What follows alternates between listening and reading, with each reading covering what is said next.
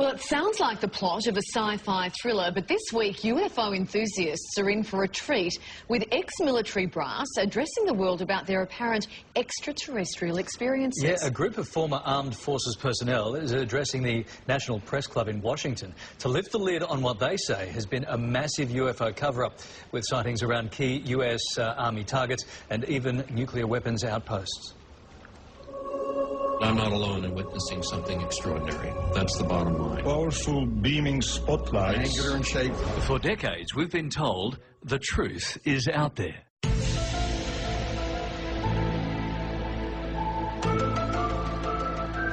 And according to top military officials, out there could be a lot closer to home than we thought. I go to tell my commanders, so within seconds of that call, my missiles start shutting down. I recall losing all 10 of them. Retired Air Force officer Captain Robert Salas says he and his team have experienced UFO activity around sensitive US nuclear weapons facilities.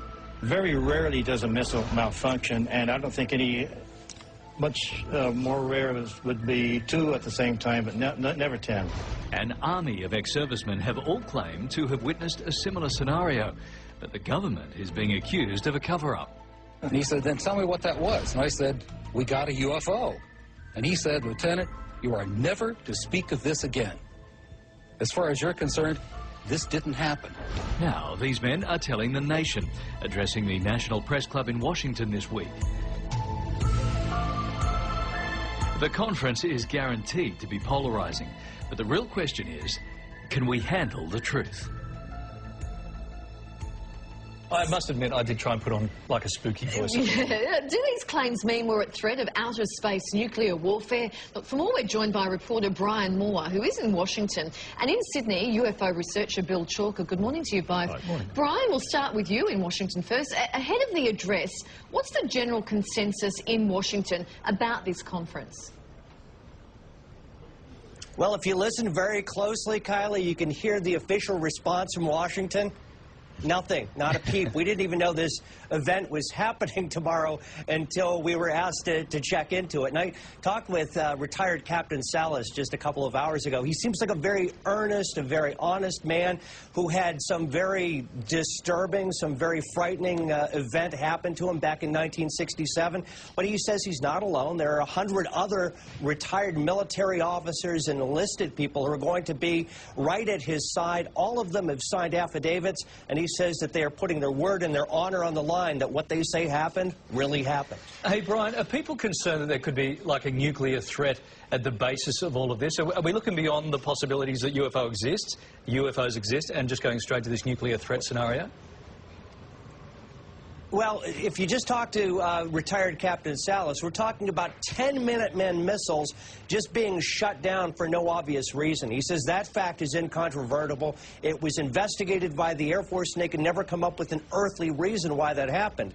And if you have nuclear missiles that can just be remotely shut off somehow by whatever force, you have to wonder if other things can happen, if they can accidentally launch based on some unearthly contact. So there's some concern, but as far as the United States goes, as far as the Pentagon and the White House, there's no official response to this. Bill, we'll bring you in here. What do you think the organisers are trying to achieve? The fact that it's ex-military personnel, I'm quite interested in that fact. What is it they're actually trying to achieve?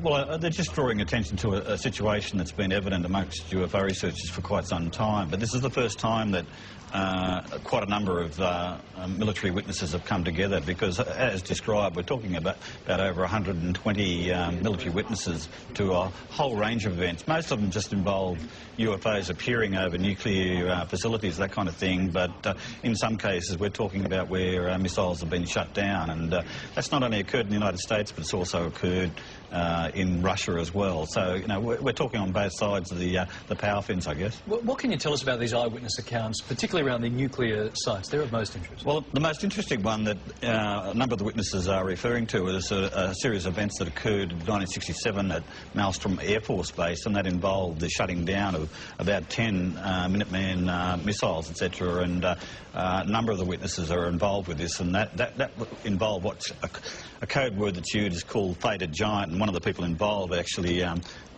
produced a book under that code word name. So there's quite a lot of documentation involved with that particular case. But it's only one of quite a number of cases that involves this. And Robert Hastings has actually produced a whole book devoted just to this one narrow subject, i.e. UFOs and nukes. And when I got this book, I was reading it in Beijing, and it just happened that North Korea was conducting a few missile launches or atomic tests, etc. So it was quite kind of concerning. You know what? We could talk about this for as long as well. What we need is proof, don't we?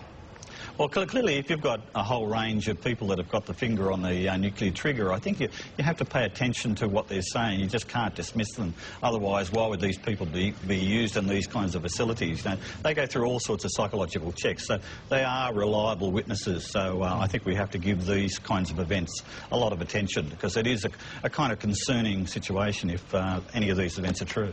All righty. Bill and Brian, thank you very much for your time this morning, gentlemen. Good to talk to you. Thank you very much.